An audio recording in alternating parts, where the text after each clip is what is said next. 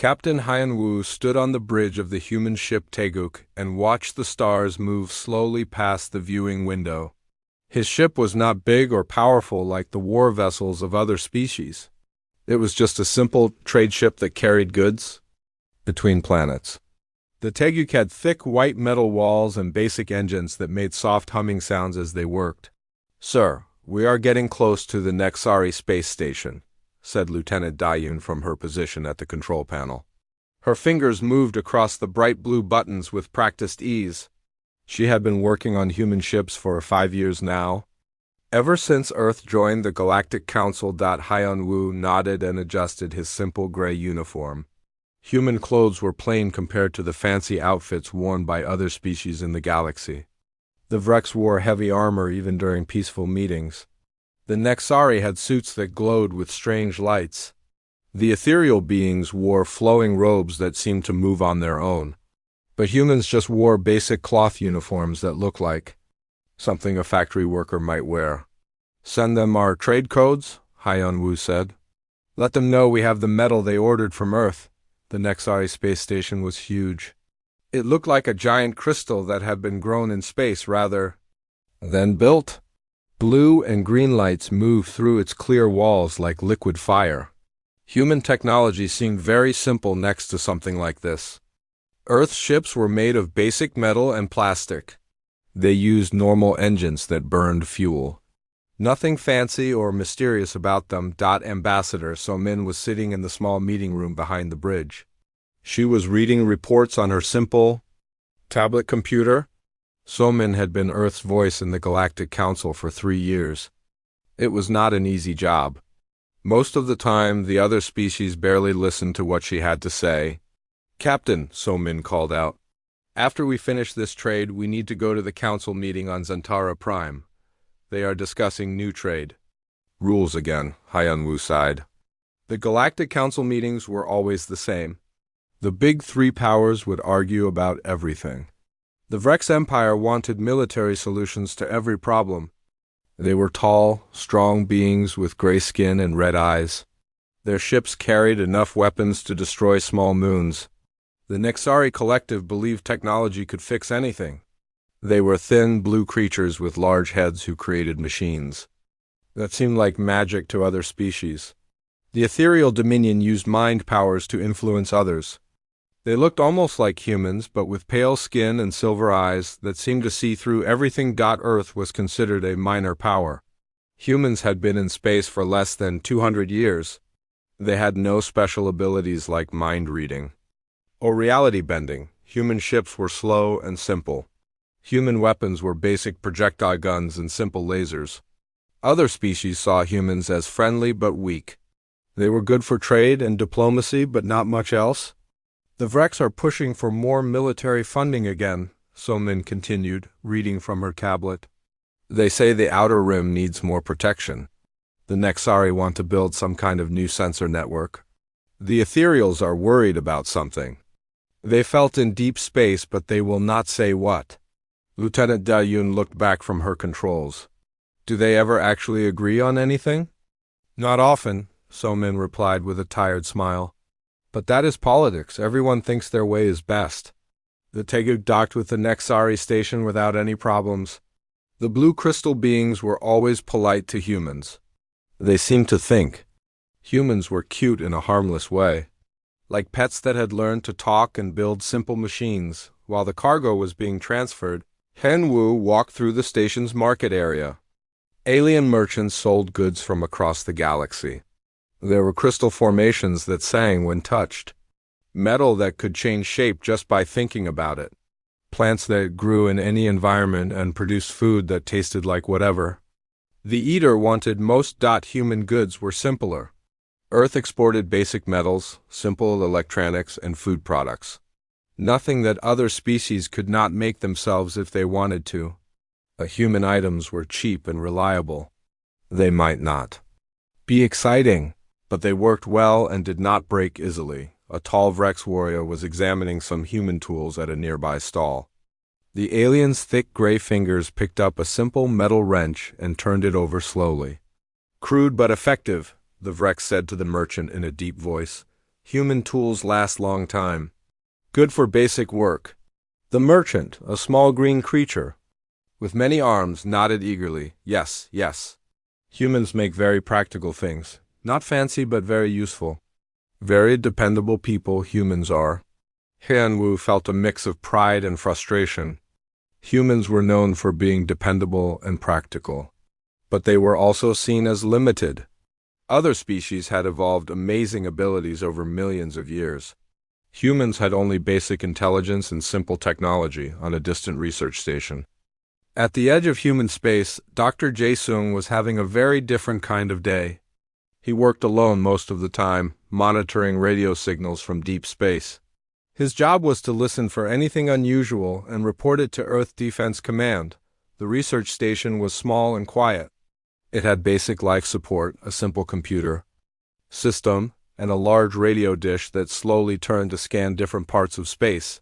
Jae-sung liked the peaceful work.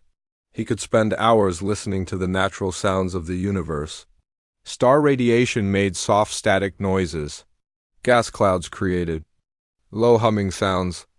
Sometimes he heard the radio signals from other species ships as they traveled between systems. Today something was different. His equipment was picking up a very faint signal from the direction of the galactic rim. It was so weak that the computer almost missed it. The signal had a strange pattern that did not match anything in the database of known communications. Jae-sung adjusted his equipment and tried to get a clearer reading. The signal seemed to pulse in a regular rhythm like a heartbeat. But it was coming from empty space where no ships or stations were supposed to be. Probably just interference from a solar storm, he said to himself. But something about the signal bothered him. It felt familiar somehow, though he could not explain why. He recorded the signal and made a note in his daily report. Strange radio signals were not uncommon. Space was full of natural phenomena that could create unusual sounds. Most of them turned out to be nothing important. Back on the Taeguk, the trade was completed successfully. The Nexari were happy with their metal shipment. They paid with energy crystals that humans could use to power their simpler technology. As the ship prepared to leave for Zentara Prime, So-min joined Hyung-woo on the bridge. She looked tired from reviewing all the council documents. Do you ever wonder if we are missing something? She asked quietly. What do you mean? Hyun-woo replied. The other species all have these amazing abilities and technologies. They have been traveling between stars for thousands of years. Humans have only been out here for a few generations. Sometimes I feel like we are children trying to play with adults.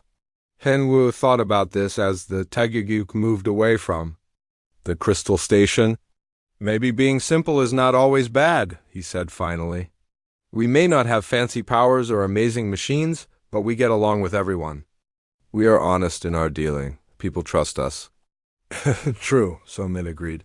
But trust does not win wars or solve big problems. When something serious happens, the council barely remembers we exist.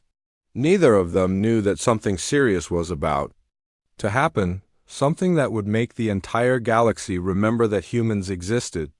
Something that had been sleeping in the dark between stars for millions of years was beginning to wake up. And when it fully awakened, the galaxy would learn.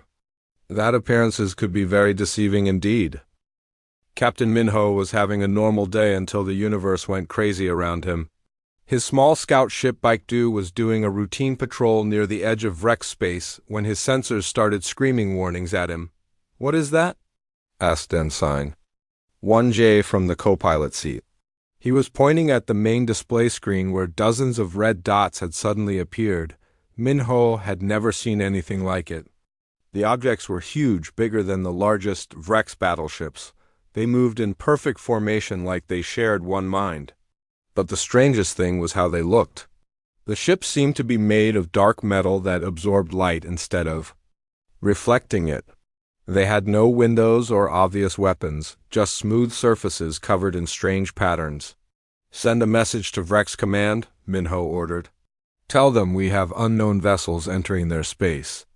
1J tried to send the message, but frowned at his controls. Sir, something is interfering with our communications. I can barely get a signal through. On the screen, The dark ships were moving toward the Vrex home system. They moved faster than anything Minho had ever seen.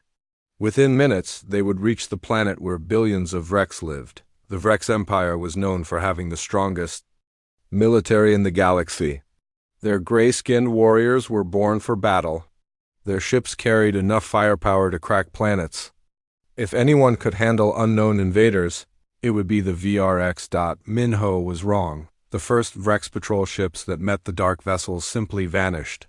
One moment they were there, firing their powerful weapons. The next moment there was nothing left but empty space. Not even debris. Did you see what happened to them? 1J asked in a shaky voice. I do not know, Minho replied. It looked like they just stopped existing. More Vrex ships arrived. Entire battle fleets that had conquered dozens of worlds. Heavy cruisers with armor thick enough to survive direct hits from nuclear weapons. Fighters that could dance around asteroids while firing precision lasers. The pride of the Vrex military, the dark ships destroyed them all without seeming to try. They did not fire visible weapons. They just moved close to the Vrex vessels and the Vrex ships began to fall apart. Metal hulls turned to dust. Energy. Shields collapsed. Engines went cold and dark. Captain, look at this, 1J said. He had managed to get a clearer sensor reading on one of the dark ships. The computer says that ship is rebuilding itself. The metal is moving and changing shape. Minho felt cold fear in his stomach. The dark ships were not just destroying the Vrex fleet. They were taking the destroyed metal and adding it to themselves, growing larger and stronger with every ship. The Vrex homeworld had massive defense platforms orbiting it. Each platform was the size of a small moon and carried enough weapons to destroy entire fleets. They had protected the Vrex capital for over 1,000 years. The dark ships approached the defense platforms and something incredible happened. The platforms began to change. Their metal walls started moving and reshaping. Within minutes, the defense platforms had become more dark ships. The enemy had not destroyed them. It had converted them. We need to get out of here, Minho said. Now, the bike dude turned and ran at maximum speed. Behind them, the dark ships were landing on the Vrex homeworld. Minho could see the planet's surface changing on his long-range sensors. Cities were being consumed and rebuilt into something else. The green and brown planet was becoming a dark metallic sphere. It took 6 hours for the dark ships to completely convert the Vrex homeworld and everything in the system. Billions of Vrex were gone. Their mighty fleets were destroyed. Their home was now a lifeless metal ball that served the enemy. Minho and 1J barely escaped to the next system. When they tried to warn other ships, many people did not believe them at first. The entire Vrex home fleet destroyed in one day? Admiral Tehain of the Vrex military said over the radio. That is impossible. Our ships are the strongest in the galaxy, but soon other reports started coming in. The dark ships had appeared in dozens of star systems along the galactic rim. Everywhere they went, the same thing happened. Planets were consumed and converted, ships were destroyed or absorbed. Entire civilizations vanished in hours. The Nexari collective tried to fight back with their advanced technology. They sent ships, equipped with reality-bending weapons that could change the laws of physics in small areas. They fired beams that could make matter exist in 2 places at once. They used devices that could reverse time in a limited space. None of it worked. The dark ships adapted to every weapon almost instantly. If the Nexari fired energy beams, the dark ships absorbed the energy and used it to grow stronger. If they used reality warping devices, the enemy ships seemed to exist outside normal reality and could not be affected. Dr. Yan Seo of the Ethereal Dominion tried to use her people's mental powers to communicate with or control the invaders. The Ethereals could read the thoughts of most living beings and influence their actions through telepathy. There is nothing there, she reported to the emergency council meeting. These ships have no minds to read, no consciousness to influence. They are like machines, but more than machines. They think, but not in any way we understand. The emergency session of the Galactic Council was chaos. Representatives from hundreds of species shouted and argued and demanded answers that no one had. What are these things? Demanded General Bora of the Solani Republic. Where did they come from? The galactic databases have no record of anything like this, reported Chief Scientist Ilsung of the Nexari. It is as if they appeared from nowhere. Ambassador Somin sat quietly and listened to the panic around her. Earth's military was tiny, compared to the forces that had already been destroyed. If the Vrex and Nexari could not stop these invaders, what could humans do? We need to evacuate the outer systems, suggested Chancellor Singjun of the Kelvini Alliance. Pull everyone back to the galactic core where we can make a stand and abandon billions of people, shouted Admiral Tehayan. The Vrex do not run from any enemy. The Vrex homeworld is gone, Yanesio reminded him. Your people are refugees? Now, just like everyone else fleeing these machines. The argument continued while the dark ship spread deeper into the galaxy. Every hour brought new reports of destroyed worlds and converted fleets. The enemy seemed unstoppable. They learned from every battle and became stronger with every victory. On his research station, Dr. Jae-sung was still monitoring radio signals when something amazing happened. The weak signal he had detected from the galactic rim was getting stronger, much stronger. And now he could hear that it was not natural interference. It was a message. In a language he had never heard before, but somehow felt familiar. The signal pulsed with urgent rhythm, like a warning or a call for help. But who could be sending messages from empty space? Jae-sung tried to clean up the signal and understand its meaning. As he worked, he noticed something strange in the patterns. They reminded him of something he had seen before, but he could not remember where. Then it hit him. The signal patterns looked similar to some of the oldest human languages. Not modern languages, but ancient ones that had been dead for thousands of years. Languages that existed before humans developed writing or built cities. That is impossible, he said to himself. How could there be human signals coming from deep space? But the evidence was right there in his computers. The signal was definitely artificial. It was definitely getting stronger. And it was definitely using patterns that matched ancient human communication methods. Meanwhile, the dark ships continued their advance. They had consumed dozens of star systems and were building massive fleets from the converted matter. Refugee ships fled toward the galactic center. Carrying the survivors of dead worlds, Captain Minho and the crew of the Baekdu joined the refugee fleet. They had seen the enemy firsthand and knew how hopeless the situation looked. The dark ships were not just conquering the galaxy, they were remaking it into something else entirely. What do you think they want? One Jay asked as they traveled with the fleeing ships. I do not think they want anything, Minho replied. I think they are just doing what they were made to do, like a virus that spreads and consumes everything it touches. Neither of them knew that the galaxy had faced this enemy before. Long ago, when the current civilizations were still primitive tribes on their homeworlds, another race had fought these same dark machines. That race had won the war, but at a terrible cost. And now the descendants of that race were about to remember who they really were. The emergency sessions of the Galactic Council had been going on for 3 days without a break. Representatives from hundreds of worlds sat in the great circular chamber on Zentara Prime, and every one of them looked terrified. High Chancellor Yonesio of the Ethereal Dominion stood at the center podium, her silver eyes reflecting the holographic displays that showed the advancing enemy. The displays painted a picture of disaster. Red areas marked systems that had been consumed by the dark machines. Yellow areas showed systems under attack. The red was spreading like a disease across the galaxy. The outer rim is completely lost, Ionesio announced to the chamber. 47 star systems have been consumed in the past week. The enemy fleets are now moving toward the middle territories. A roar of angry and frightened voices filled the chamber. Representatives demanded answers, solutions, hope. But no one had any to give. Admiral Tehayan of the Vrex stood up from his seat. The big gray warrior looked older than his years. His people's homeworld was gone, and millions of Vrex survivors were now living on refugee ships. The Vrex military will fight to the last soldier, he declared.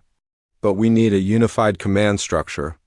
Every species must contribute their best ships and warriors to a single fleet. And who would command this fleet? Asked Chief Scientist Ulsung of the Nexari. His blue skin was pale with stress, and his large head moved nervously as he spoke. Your military tactics failed against these machines. Our technology failed. Even the ethereal mind powers cannot touch them. General Bora of the Talani Republic stood up next. She was a tall woman with green skin and 4 arms, each holding a different data tablet. My people have been analyzing the attack patterns. These machines learn from every encounter. Each time we fight them, they adapt and become stronger. Then, what do you suggest? Yanesio asked. That we surrender? I suggest we consider retreat, Bora replied. Pull all our forces back to the galactic core. Evacuate everyone we can and make our stand around the capital worlds. The chamber erupted. In arguments, some species wanted to fight, others wanted to run. A few suggested trying to negotiate with the machines, though no one knew how to communicate with them. Ambassador Somin sat quietly in the human section, which was much smaller than the areas reserved for the major powers. Earth had only been in the council for a few years, and humans were still considered a minor species. But Somin was listening carefully to everything being said. The Nexari have revealed their most classified weapons, Ilsung was saying. Reality. Disruptors that can unmake matter at the quantum level. Temporal bombs that can trap enemies in time loops. Nothing affects these machines. What about the ancient archives? Suggested Chancellor Sungjan of the Calvani Alliance. Some of the oldest worlds have records going back millions of years. Maybe there are clues about where these machines came from. Yanusio nodded. We have already checked. The ethereal. Memory crystals go back 2 million years. The Nexari quantum libraries contain data from before their civilization began. There is no record of these machines ever existing. Somin raised her hand. It took several minutes for the chamber to quiet down enough for her to be recognized. The human representative wishes to speak, Yanesio announced with barely hidden impatience. Though I am not sure what insight your people can provide that our more advanced civilizations cannot. Somin stood up, feeling very small in the vast chamber. Humans may be new to space travel, but we have been studying our own planet for a long time. We have found evidence of mass extinctions in our past, events that wiped out most life on Earth. What does that have to do with our current situation? Admiral Tehain asked. One of these extinction events happened 65 million years ago, Somin continued. Our scientists always thought it was caused by an asteroid impact.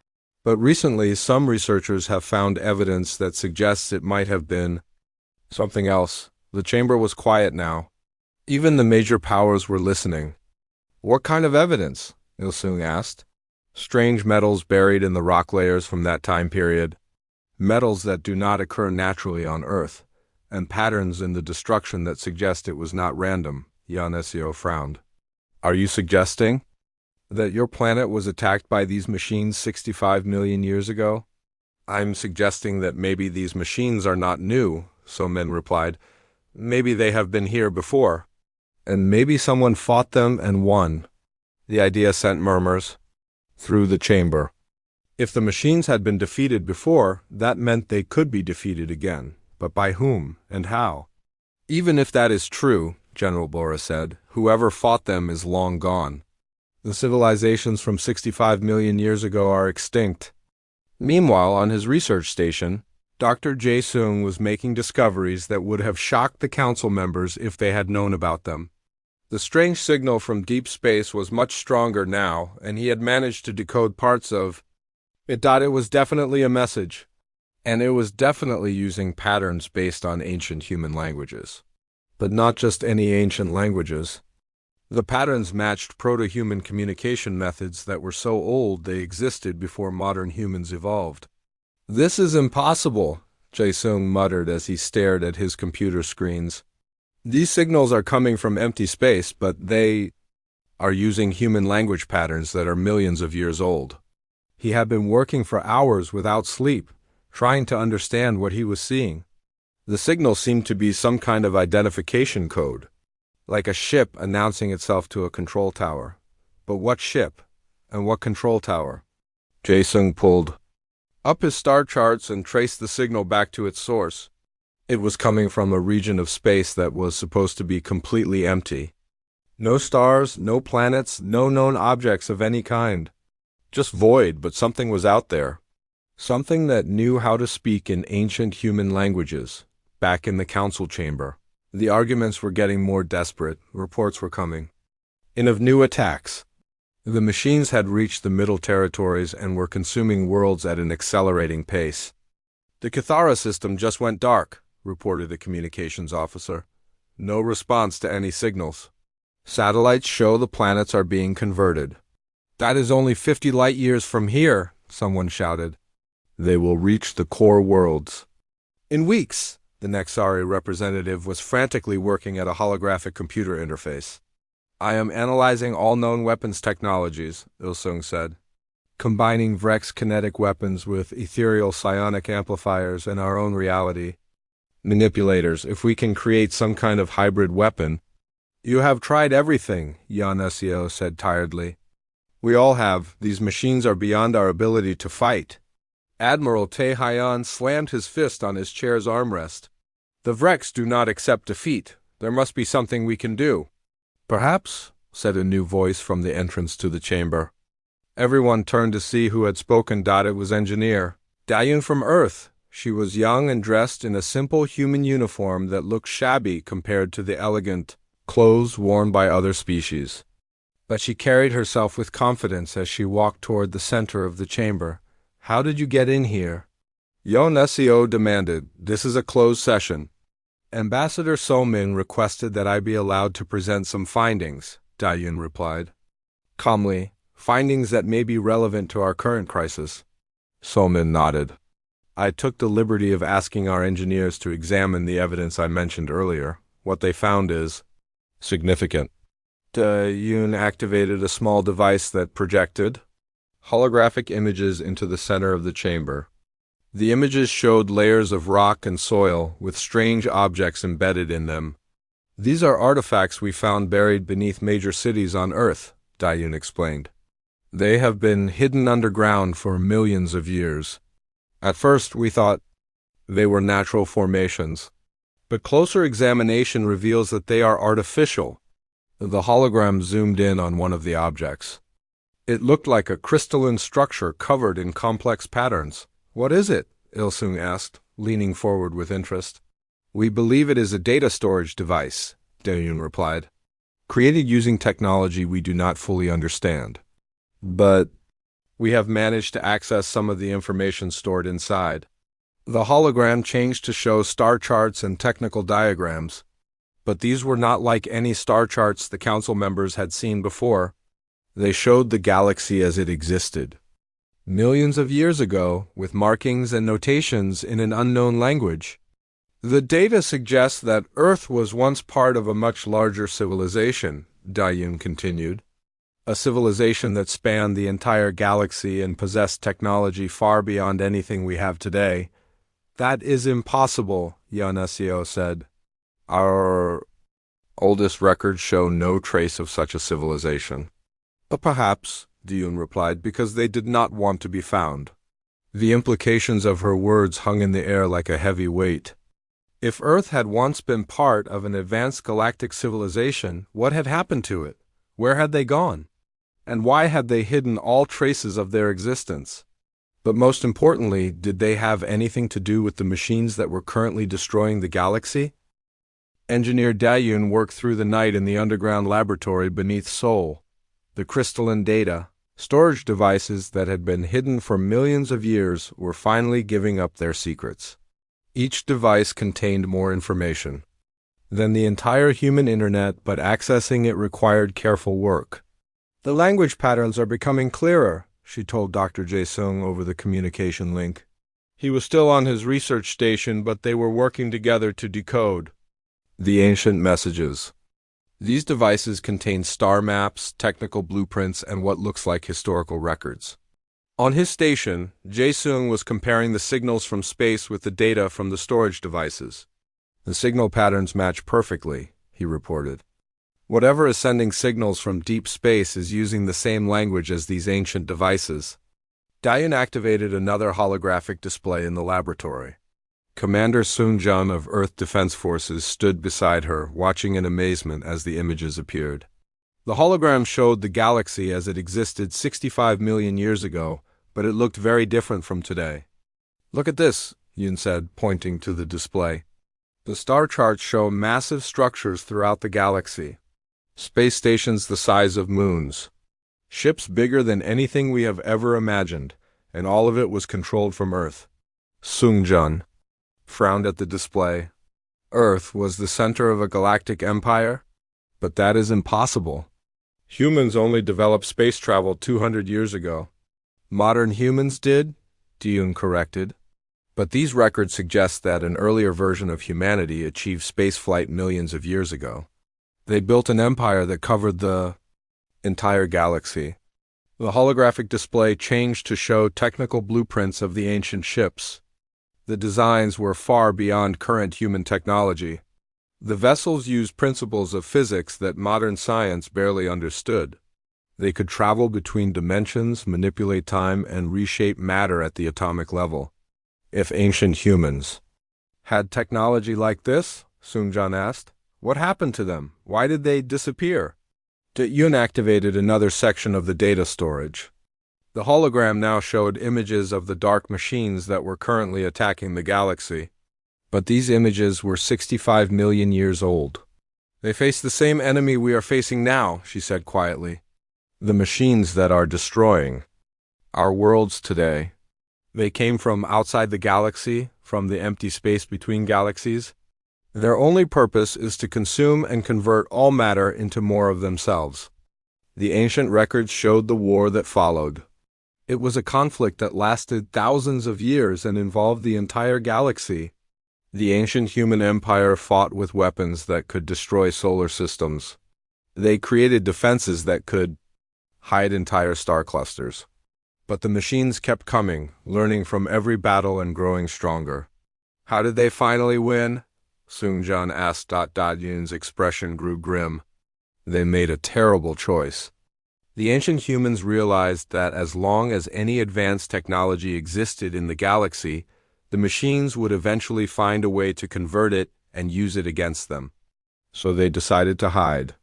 The holographic display showed the final phase of the ancient war. Human fleets began disappearing from normal space. Entire worlds were evacuated and hidden in parallel dimensions. The technology and knowledge of millions of years was buried or sent away. They used dimensional manipulation to hide most of their civilization in a parallel reality, Daeun explained. A place where the machines could not follow. But some humans had to stay behind to make sure the plan worked. What happened to those who stayed behind? Seung-jun asked, though he was beginning to suspect the answer. They gave up everything. Their technology, their knowledge, their advanced civilization. They regressed to a primitive state and lived as simple tribes on Earth. They became the ancestors of modern humanity. The weight of this revelation settled on both of them. Modern humans were not a young species that had recently achieved space travel. They were the descendants of the most advanced civilization the galaxy had ever known. A civilization that had sacrificed everything to defeat an enemy that could not be beaten through conventional means. The extinction event that killed the dinosaurs, Jae-sung said over the communication link.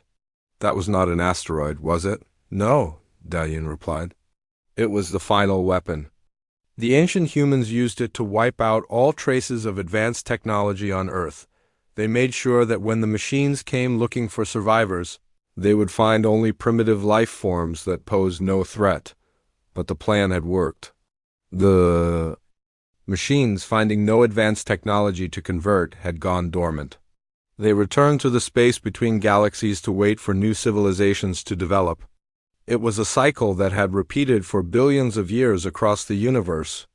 And now the cycle is starting again, Seung-jun said grimly.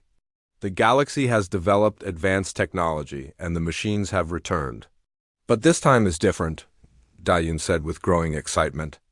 The ancient humans left instructions, emergency protocols hidden in these storage devices. They knew that someday the machines would return, and they prepared for it. She activated a new section of the holographic display. It showed a complex sequence of radio signals and activation codes. But these were not just any signals. They matched exactly with the transmissions that Jae-sung was receiving from deep space. "Someone is trying to contact us," Jae-sung said over the communication link. "The signals from empty space are getting stronger. And now I understand what they are saying." "What?" both Do-yoon and Seung-jun asked at the same time. "It is a recognition code. Ancient human ships are identifying themselves and asking for permission to return to normal space. The hidden fleet has been waiting in the parallel dimension for 65 million years, and now they want to come home." The implications hit them like a physical blow. Somewhere in a parallel reality, the descendants of the ancient human empire were still alive. They had been watching and waiting, maintaining their advanced technology and preparing for the day when the machines would return. "How many ships are out there?" Dayan asked. Jae-sung worked frantically at his controls, analyzing the signal patterns. Based on the number of individual recognition codes, thousands, maybe tens of thousands, and these are not small ships. The energy signatures suggest vessels larger than anything currently in the galaxy.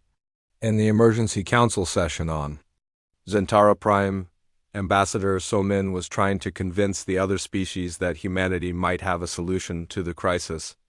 But the major powers were not taking her seriously. "Ancient human empire?" Admiral Tae-hyun scoffed. "Humans have been in space for less than 2 centuries.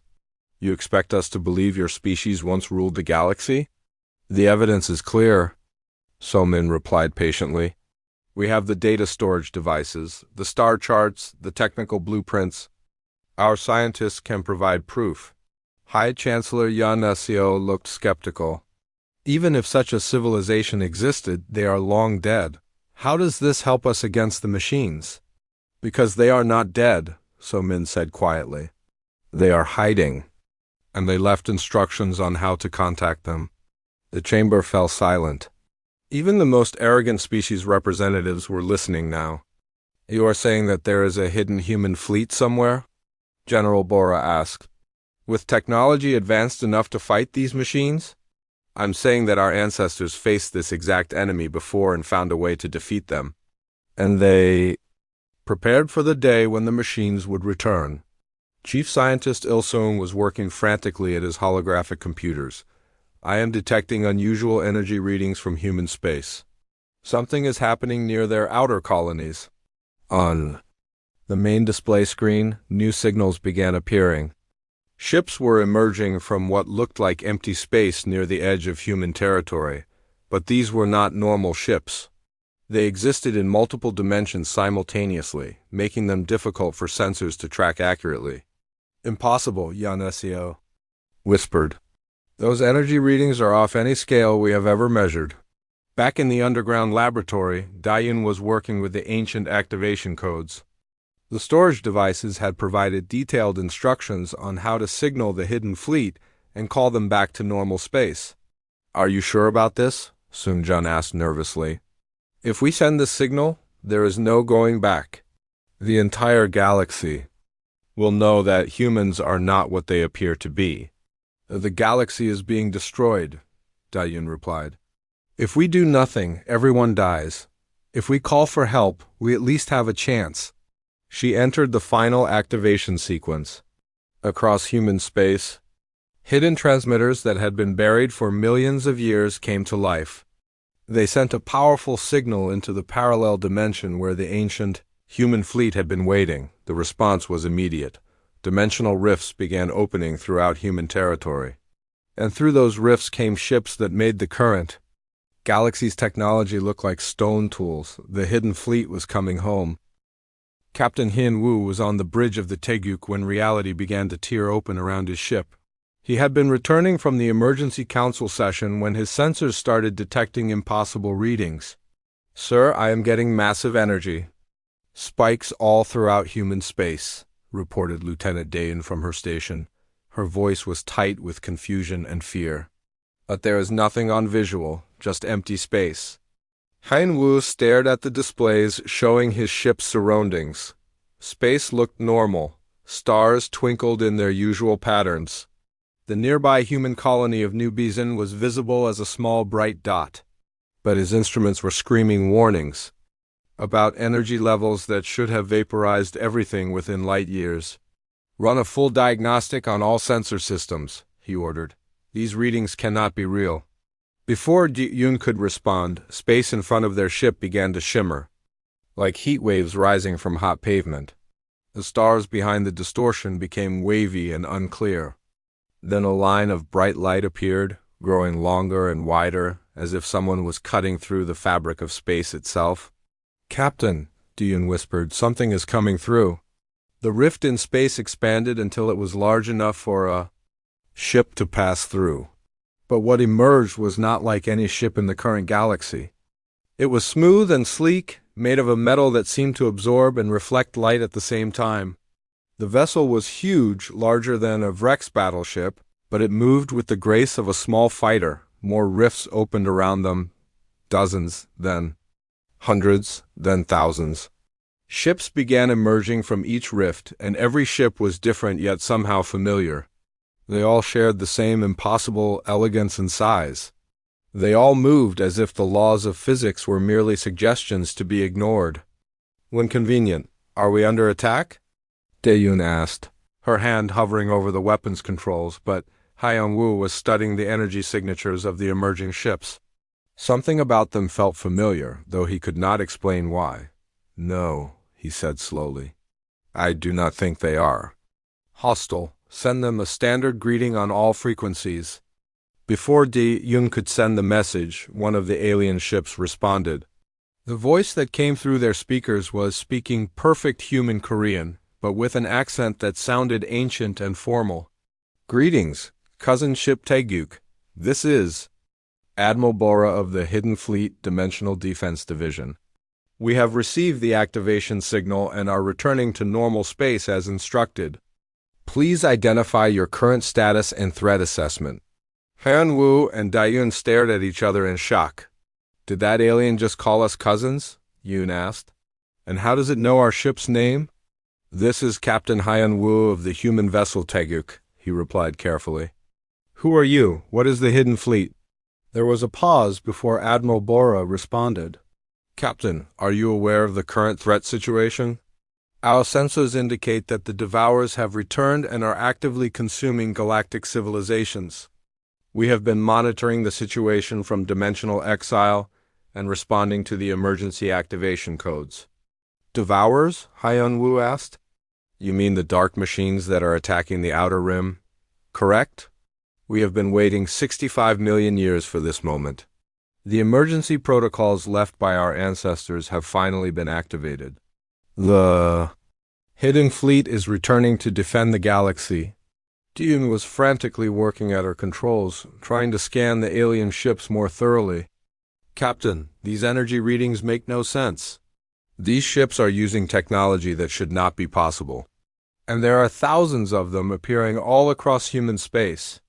On his research station, Dr. Jae-sung was recording everything as the dimensional rifts opened around him. His small station was surrounded by ships that dwarfed it like whales swimming around a minnow. But the ships paid no attention to him. They were emerging from the rifts and immediately organizing into formation. "This is Dr. Jae-sung at Research Station Gamma 7, he broadcast on the emergency frequency. "I am observing massive fleet movements. Throughout this sector, unknown vessels are appearing from what looks like dimensional portals." The response came immediately, but not from any human facility. One of the massive ships near his station contacted him directly. "Dr. Jae-sung, this is Captain Il-sung of the Dimensional Cruiser Eternal Watch. We have been monitoring your signal intercepts. You have done excellent work in maintaining the communication protocols during our exile. Your dedication to the ancient duties is commendable. Ancient duties? Jae-sung asked in confusion. I do not understand. I was just monitoring radio signals from deep space. The monitoring stations were established as part of the emergency protocols, Captain Il-sung explained. In the event that the Devourers returned, someone needed to maintain the communication links between normal space and our dimensional refuge. Your station has been fulfilling that role, even though the knowledge of its true purpose was lost. Over time, Jae-sung felt like his world was turning upside down. Are you saying that my research station was built for the specific purpose of communicating with your fleet? Among other purposes, yes. The ancient humans prepared extensively for this day. Many systems on modern human worlds have hidden functions that are only now being activated. In the underground laboratory beneath Seoul, Engineer Diyun was watching. Similar revelations unfold. The crystalline storage devices were revealing new information as the hidden fleet emerged. Systems that she had thought were simple human technology were showing additional capabilities that had been dormant for millions of years. Commander Soonjun, she called out excitedly. The fusion reactors that power our cities, they are not just power sources. They are dimensional anchors designed to help stabilize the rifts as the hidden fleet returns. Soonjun was coordinating with Earth Defense Command as reports flooded in from across human space. Every human colony is reporting the same thing. Massive ships appearing from nowhere. And they are all identifying themselves as human vessels. But how is that possible? Yoon asked. These ships are more advanced than anything the Nexari or Ethereals have ever built. How can they be human? The answer came from the storage devices as new data files activated in response to the fleet's return. The holographic displays showed the true scope of what had been hidden for so long. The humans who went into dimensional exile did not just hide, Dayun read from the ancient records. They spent 65 million years advancing their technology and preparing for the Devourer's return. They have had millions of centuries to develop weapons and strategies specifically designed to fight this enemy. Back on the Taeguk, Captain Hyun-woo was getting a clearer picture of what was happening. Admiral Bora had agreed to come aboard his ship for a face-to-face meeting, and what he saw challenged everything he thought he knew about humanity. Bora looked human, but different. She was tall and moved with perfect grace. Her skin had a slight, luminescent quality, and her eyes seemed to hold depths of knowledge and experience that no normal human could possess. She wore a uniform made of materials that shifted color depending on the angle of view. You are human, Hyun-woo said. It was not a question. As are you, Bora replied with a smile. Though our branches of humanity have developed differently, over the past 65 million years, we retained our technology and continued to advance it. Your branch chose to return to a simpler existence to avoid detection by the Devourers. 65 million years, Dayun said in amazement. How long do your people live? Time moves differently in dimensional space, Bora explained. What seems like millions of years to you has been much shorter for us. But yes, we have had time to prepare extensively for this moment. She activated a device on her wrist, and a holographic display appeared showing the current state of the galaxy. Red areas marked the regions consumed by the Devourers. Green areas showed where the hidden fleet was positioning itself. The enemy has advanced significantly since our last encounter, Bora said seriously. They have learned from their previous defeat and adapted their strategies, but we have not been idle. We have spent all these ages developing new weapons and tactics specifically designed to counter their abilities. What do you need from us? Hyun-woo asked. Coordination, Bora replied. The modern human colonies serve as anchor points for our operations in normal space. Your people may not have advanced technology, but you have something equally valuable. You have remained truly human while we have become something more. She looked out the viewing window at the stars. The Devourers consume advanced technology and use it against its creators, but they have never learned to understand the human heart. That is why the ancient plan required both branches of humanity to survive. We provide the weapons, you provide the humanity. Lieutenant Deon was studying the readings from Admiral Bora's ship. Captain, their vessel is not just in our dimension.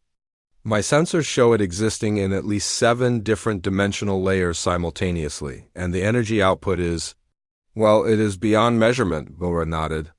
Our ships exist in multiple realities to avoid being fully detected or targeted by the Devourers. It is a technique we developed during our exile. The enemy cannot easily destroy what they cannot completely perceive.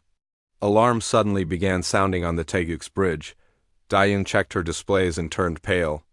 Captain, long-range sensors are detecting Devourer fleets moving toward. The space around Earth had become something from a dream or nightmare. Massive ships continued to emerge from dimensional rifts that tore through reality like wounds in the fabric of existence. Each vessel that appeared was larger and more impossible. Then the last dot, Admiral Bora stood on the bridge of her flagship, the dimensional dreadnought. Eternity's Edge? The ship was 3 kilometers long and existed in 7 different dimensional layers simultaneously. From her command position, she could see not just normal space but also the parallel realities where her people had hidden for 65 million years. Fleet status report, she commanded. Captain 1J, her second-in-command, consulted displays that showed information in ways that would have been incomprehensible to normal humans. 7,000 ships have successfully transitioned to normal space. Dimensional anchors are stable. All vessels report ready for combat operations. Bora nodded grimly. 7,000 ships sounded like a massive force, but she remembered the last war. The Devourers had seemed endless then, and they had been growing stronger during the long exile.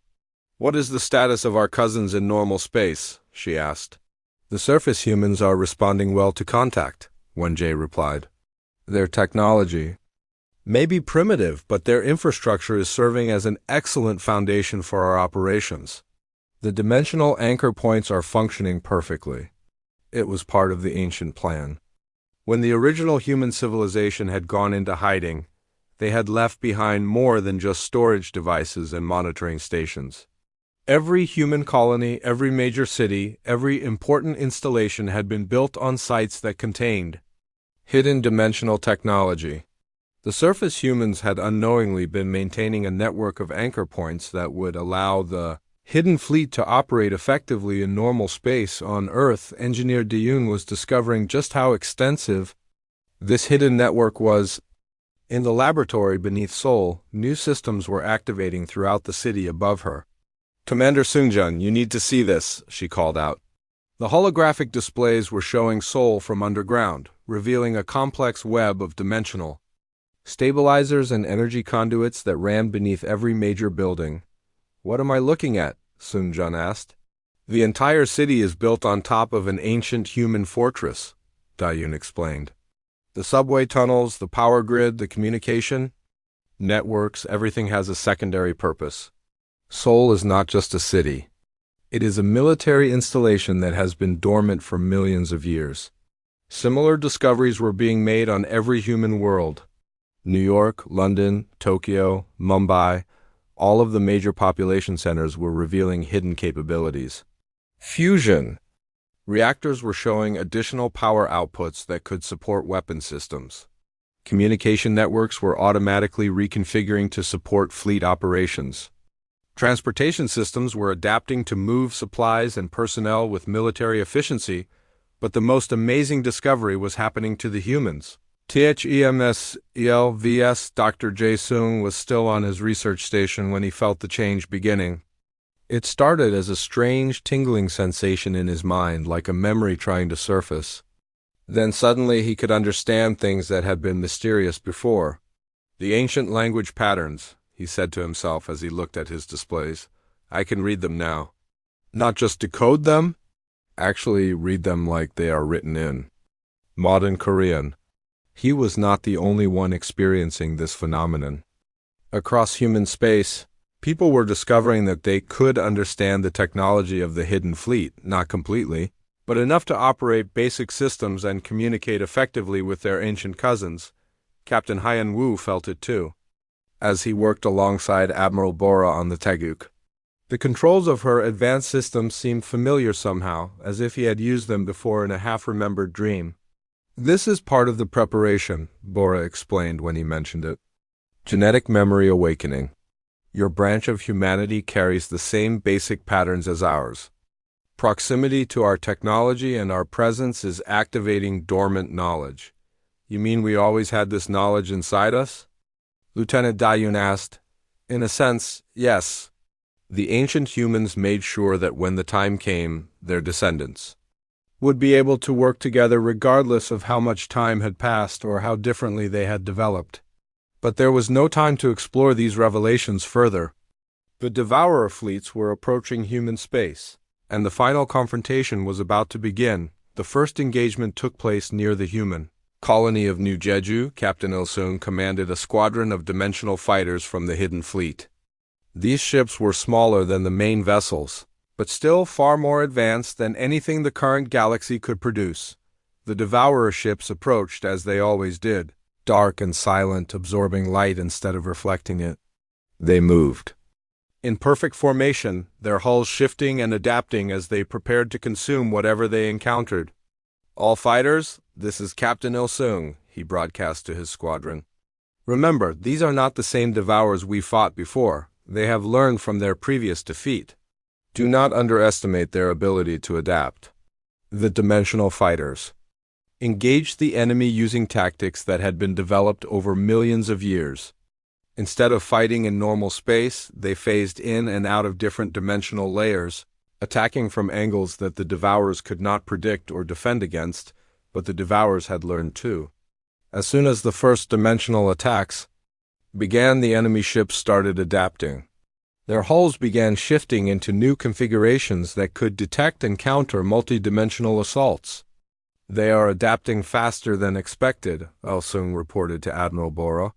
"Our dimensional phase tactics are only working for minutes before they develop countermeasures." "Understood," Bora replied from her flagship. "Implement Protocol 7, begin consciousness-based warfare."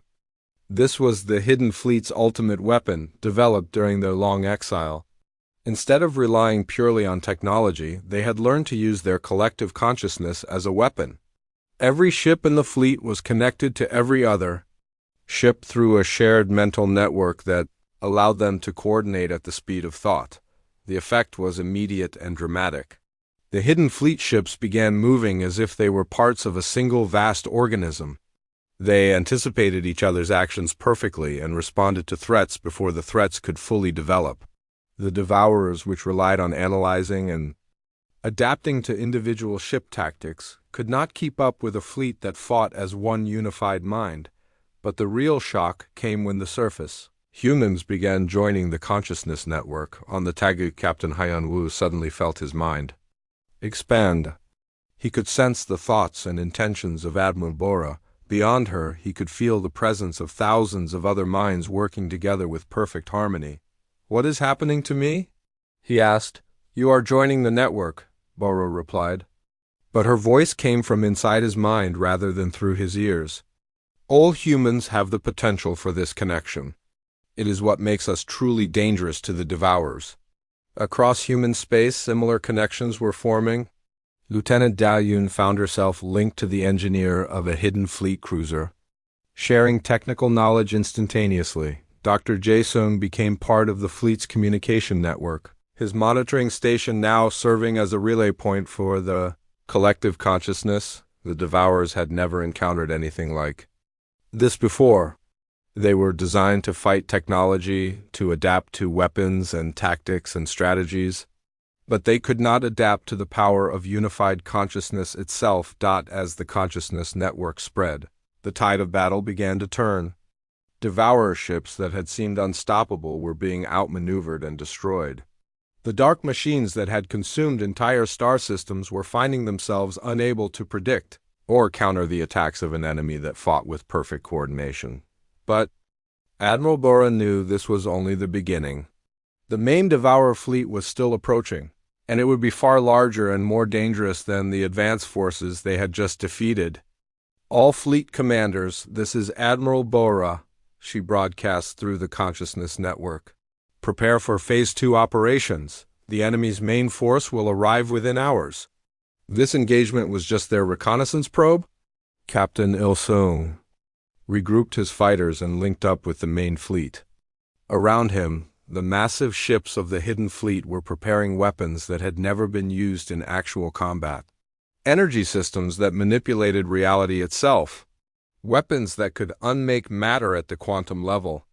Defenses that could exist in multiple timelines simultaneously. But most importantly, they had something the Devourers could never understand or counter. They had each other. Every human in the fleet, whether from the hidden fleet or the surface colonies, was now part of a single vast consciousness that spanned dimensional barriers and connected. Millions of minds in perfect unity, the galaxy was about to witness the true power of humanity awakened. The emergency session of the Galactic Council had been watching the events in human space with growing amazement and fear. The massive displays in the chamber showed sensor readings that made no sense to any of the assembled species. These energy levels are impossible, Chief Scientist Il-sung of the Nexari announced to the chamber. His blue skin had turned almost white with shock. The human fleet is generating more power than our entire civilization uses in a year. High Chancellor Yun Seo of the Ethereal Dominion was trying to use her mental powers to understand what was happening, but the effort was giving her a painful headache. I cannot read their thoughts, she said in a strained voice. It is like trying to listen to an ocean. There are too many minds connected together. Admiral Taehai of the Vrex was studying tactical displays that showed the battle near New Jeju. Look at their combat coordination, he said with grudging admiration. Every ship moves perfectly with every other ship. No communication delays, no confusion. It is like watching a single creature with 7,000 bodies. On the main display screen, the battle was unfolding in ways that challenged everything. The council members thought they knew about warfare. The human ships seemed to exist in multiple dimensions at once, appearing and disappearing at will. Their weapons did not just destroy enemy vessels, they unmade them, causing devourer ships to simply cease to exist. How are they doing this? General Bora of the Talani Republic demanded. Our best weapons barely scratch those machines, but the human fleet is destroying them effortlessly. Ambassador So-min sat quietly in the human section, watching her colleagues struggle to understand what they were seeing. She had been in contact with Earth throughout the crisis and knew more than the others about what was really happening. The humans are not using technology alone, she finally said, standing to address the chamber. They are using something the Devourers cannot adapt to or counter. What could possibly be beyond the ability of those machines to understand? Yun Seo asked. Unity, So-min replied simply. True unity of consciousness. Every human in that fleet is connected to every other human. They are not fighting as individual ships or even as a coordinated fleet. They are fighting as a single living organism with thousands of parts. The implications of her words sent murmurs through the chamber. Some species had limited telepathic abilities, but nothing like what they were observing in human space. That level of mental connection should be impossible, Il-sung protested.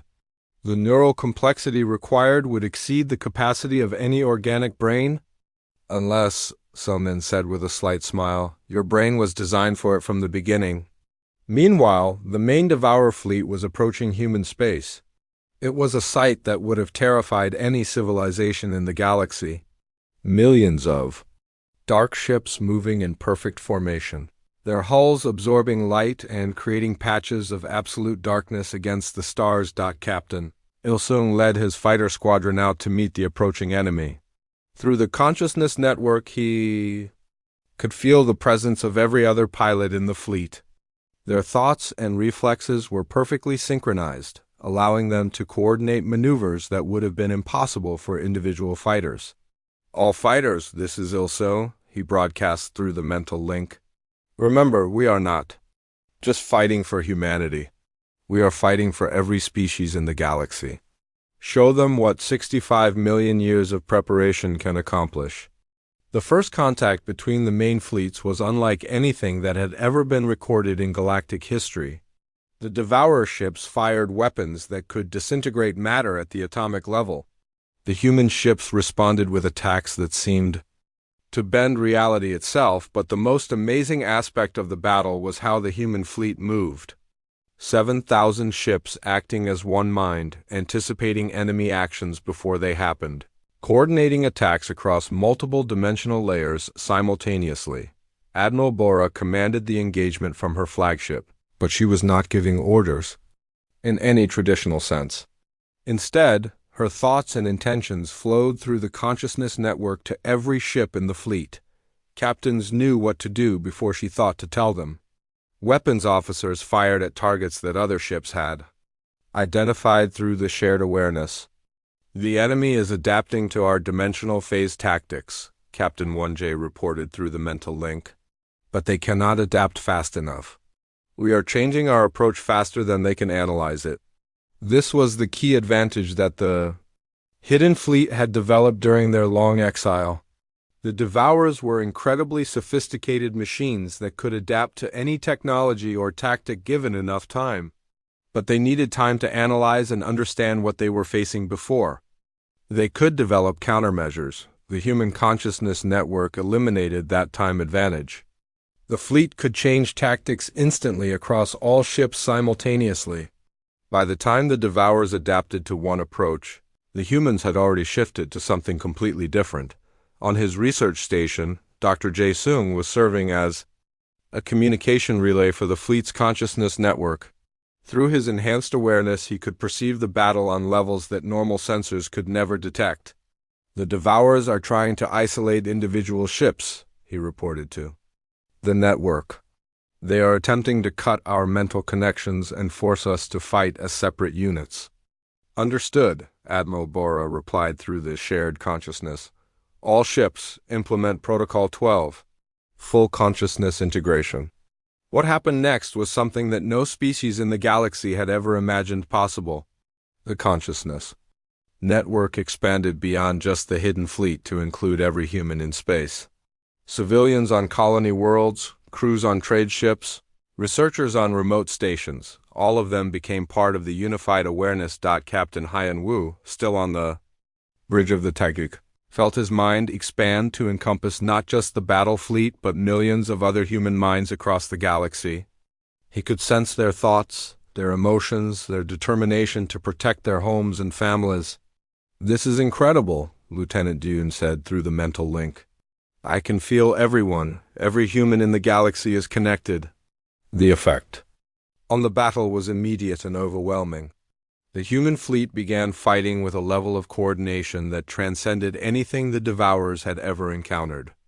Every ship knew exactly where every other ship was and what it was doing.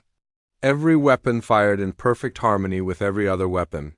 Every defensive move coordinated perfectly with offensive actions, but most importantly, the fleet was fighting with the combined will and determination of every human alive. The Devourers could adapt to technology and tactics, but they could not adapt to the sheer force of unified consciousness. Backed by the survival instinct of an entire species on Zentara Prime, the Galactic Council watched in stunned silence as the impossible unfolded on their display screens. Devourer ships that had seemed unstoppable were being systematically destroyed. The dark machines that had consumed dozens of star systems were failing against an enemy that fought with perfect unity. "They are winning," Admiral Taehyun said in disbelief. "The humans are actually winning." "More than winning," Yang Seo corrected, her silver eyes wide with amazement. "They are dominating. The Devourers cannot even touch them."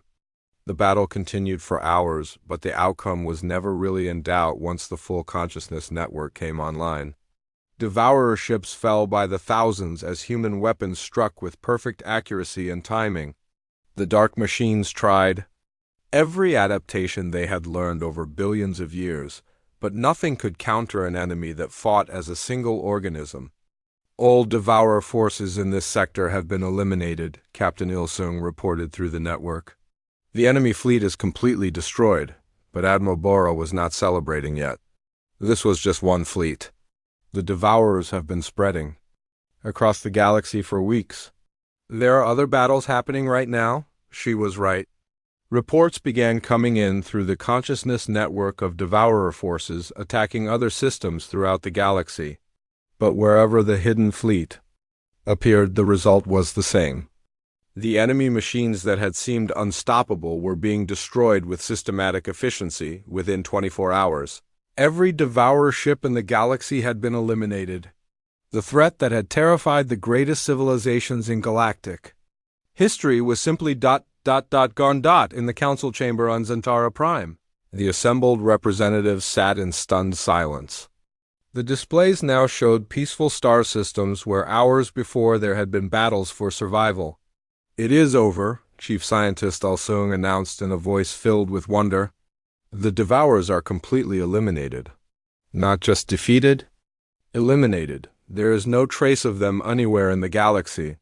High Chancellor Yun Seo looked at Ambassador Somin with new respect and perhaps a little fear. "Your people did this." "Humans saved the galaxy," Somin nodded simply. "Not just humans. All of us working together. But yes, humans led the way." "What happens now?" General Bora asked. "If humans have this kind of power, what does that mean for the rest of us?" It was a question that would reshape the galaxy. The quiet, peaceful species that everyone had considered weak and insignificant had just demonstrated power beyond anything the galaxy had ever imagined, and they were only getting started. 3 months had passed since the Devourer threat was eliminated, and the galaxy was still trying to understand what had happened. The emergency session of the Galactic Council had become a permanent assembly as species from across known space came to witness the new reality. Admiral Bora of the Hidden Fleet stood before the assembled representatives, but she no longer seemed like just another military officer. Her presence filled the chamber with an aura of calm authority that made even the most powerful species leaders feel like students before a teacher. "The immediate threat has been eliminated," she announced to the chamber. "Our deep space monitoring systems confirm that no devourer technology remains active anywhere in this galaxy or the neighboring galaxies. The machines that plagued the universe for billions of years are gone forever." The chamber was silent. Representatives who had once dismissed humans as insignificant now hung on every word spoken by their saviors. High Chancellor Yun Seo of the Ethereal Dominion was the first to speak. "Admiral Bora, your people have done something unprecedented. You have not just saved our civilizations, you have saved the entire concept of organic life in this region of the universe." "How can we ever repay such a debt?" Bora smiled gently. "There is no debt between family members helping each other. We are all part of the same galactic community. The ancient humans made mistakes in their isolation. This time, humanity chooses a different path." She gestured to the holographic displays that now showed the true scope of human civilization. The Hidden Fleet had revealed monitoring stations and dimensional anchors throughout the galaxy, hidden in empty space and forgotten star systems. Humanity had been watching and protecting other species for millions of years without them knowing. We propose a new structure for galactic governance," Bora continued. "Not human rule over other species, but true cooperation between all civilizations. Humans will share our technology and knowledge, but we will do so gradually and responsibly." Captain Hyanwu was present in the chamber, now serving as a liaison between the surface human colonies and the Hidden Fleet. The consciousness network had permanently changed him, giving him access to knowledge and abilities that normal humans had never possessed. "The transition must be careful," he explained to the assembled representatives. "Human technology is based on principles that require mental and spiritual preparation to use safely. We will begin with basic improvements, too. Your existing systems and gradually introduce more advanced concepts as your people are ready for them." Dr. Wonjae, who had been studying the Hidden Fleet's technology for months, stood to address the chamber. "We have already begun establishing joint research facilities on several worlds. Human scientists are working with Nexari, Vrex, and Ethereal researchers to develop new technologies that combine the best aspects of all our civilizations. The changes were already visible throughout the galaxy. Human engineers were helping to rebuild the worlds that had been damaged by the Devourer attacks. But they were not just restoring what had been lost, they were improving it on the former Vrex homeworld, which had been converted into a lifeless metal sphere by the Devourers. Human terraforming technology was restoring the planet to life. But the new world would be better than the original, with perfect climate control and ecosystems designed to support not just Vrex, but any species that chose to live there. Engineer Dayun was leading one of the reconstruction efforts on a Nexari colony world. She worked alongside both Hidden Fleet engineers and local Nexari scientists, sharing knowledge that would have been impossible to imagine just months before. The dimensional stabilizers are working perfectly, she reported to the Joint Command Center. We can begin Phase 2 of the atmospheric reconstruction tomorrow? The Nexari chief scientist, Ulmin, worked beside her with obvious fascination. Your people's ability to manipulate matter at the quantum level is remarkable. Our most advanced technology seems primitive by comparison. Different, not primitive, Dune corrected gently. Your understanding of crystalline energy systems has taught us new approaches to power generation. This collaboration benefits everyone. It was a pattern being repeated throughout the galaxy. Each species brought unique strengths to the combined effort. The Vrex contributed their understanding of military logistics and organization. The Nexari shared their mastery of energy manipulation and materials science. The Ethereals offered their knowledge of consciousness and telepathic communication, but the most profound changes were happening to humanity itself. The connection between the surface humans and the Hidden Fleet was creating a new form of human civilization that combined the advanced technology of the exiles with the grounded humanity of those who had remained. Ambassador Somin found herself at the center of these changes. She was no longer just Earth's representative to the Galactic Council. She had become the bridge between the old galaxy and the new one being born. The transition period will last approximately 50 years, she explained to a gathering of species leaders. During this time,